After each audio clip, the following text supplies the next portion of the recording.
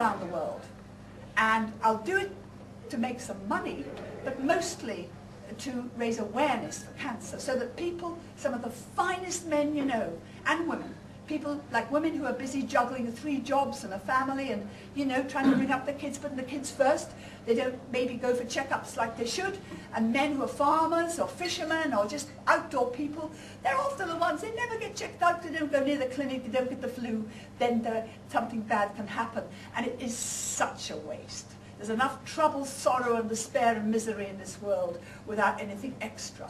I'm always haunted by the fact that I had been more watchful if I'd read about the press, maybe where I could have got Clive to have a checkup, and sure you can't, it's very complex, the medical reasons for prostate cancer, what needs treatment or what doesn't, but surely if someone has something, you can monitor it, and therefore if the symptom changes and the blood count goes up, you can perhaps do something. So basically I thought, well, if I do the weeding, which I'm very poor at anyway, what will happen is the weeds will grow again and nobody will be very interested in a silly old woman doing the weeding like me. So I thought, I'm a pretty ordinary runner, but I'm just a charity runner. And I thought, I'll run around the world, because I sailed to Australia and back around the world when I was young, and I'll do it in an economical way.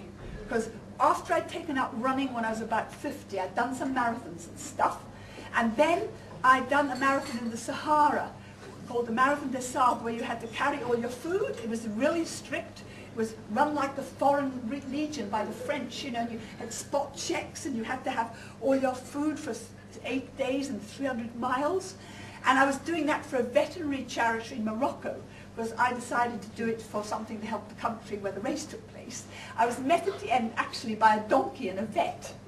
And I digress again, but I was taken to the Marrakesh donkey clinic that my blisters cured after surviving the race. But that thing, when the blisters are gone, I thought, I can, instead of having a boat and having to beg, and I can earn enough money to run, because you don't need much except your body. And so in various years I ran across Iceland and up in war-torn Kosovo and some countries like that, just short journeys, because I never wanted to be away from Clyde for very long, but I learnt to do it in a low budget, carrying my stuff on my back, carrying spaghetti, you know, 100 grams of normal spaghetti, pretty cheap in any supermarket. You just put it in a saucepan, boil it for 10 minutes, and basically you've got a meal, add a few bits and pieces, 500 grams is 4 or 5 meals, add a little bit of this and that, and you've got your do-it-yourself catering, you know, bring a stove, bring a backpack, and I learned how to sleep in ditches, I learned how to sleep by myself in forests and in slums and in cities, wherever I needed to. And so when Clive sadly died, I knew that when someone dies, you can't stay the same. You can't. You either curl up and become a person that lives in the past, and your bubble of life gets smaller, or like so many people have taught me by example all around me that I see everywhere, in my neighborhood and beyond, you reach out, you grab life double. You don't live in the memory of a person. Clive would want me to go forward, and I thought, well, I'll run around the world. And I was looking at the map, and I thought I could take the packet tour on foot, you see? So cheap route. People say, how could you afford? How did you get the airfares? I didn't have any, because all I did was run from Tenby, in the street where Tracy and Steve live, you know, my own front doorstep, and I ran to Harwich, I took the ferry to Holland, then I ran to eastern Siberia, then I had a very short flight across the Bering Sea, then I ran across the North American continent, and well, Alaska, Canada, and North American continent, and then I took a short ferry to Greenland, and then to Iceland, then I took a ferry to Faroes, then to the tip of Scotland, then all the way down Britain, back to beautiful Wales, and back to Mount Front Door in Tenby. But it was...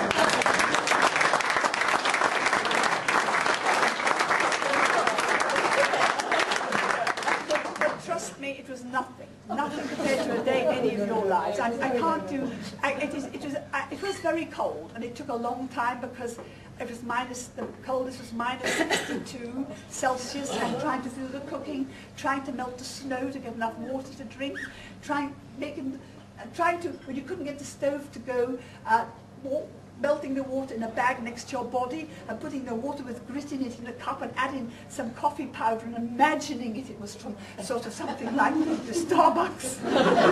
And things like the bears and the wolves that followed me, and things like being knocked unconscious crossing rivers and being floating downstream several miles, and a road of bones where I met the prisoners or survivors of the people born in Stalin's gulags, and just coping with -50 and -60 when I was dressed in so many clothes I made a grizzly bear look like a small animal.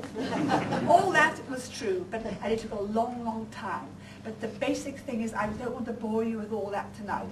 I just want to tell you that it was unfinished business. The journey succeeded wonderfully.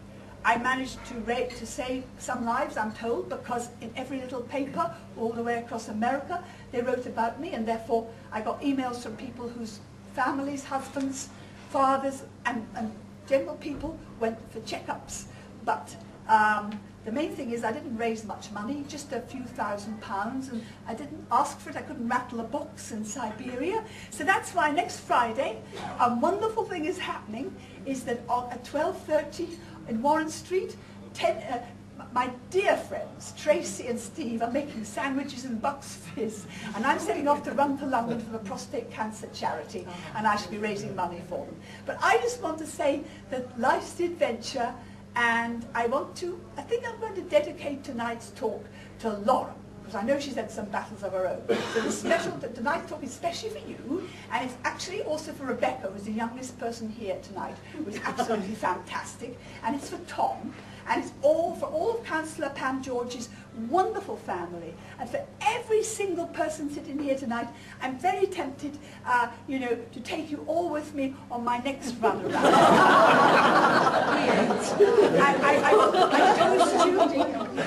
I toast you with all my heart.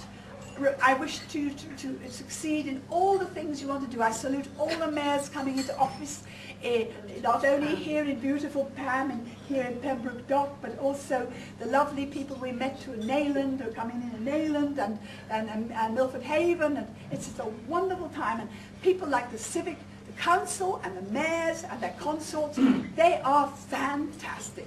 They have so much work to do in their ordinary lives. They give up everything to serve the community. I think you're all brilliant. So thank you for asking us to be here tonight. And 3 cheers for beautiful Pembroke Dock. Hooray!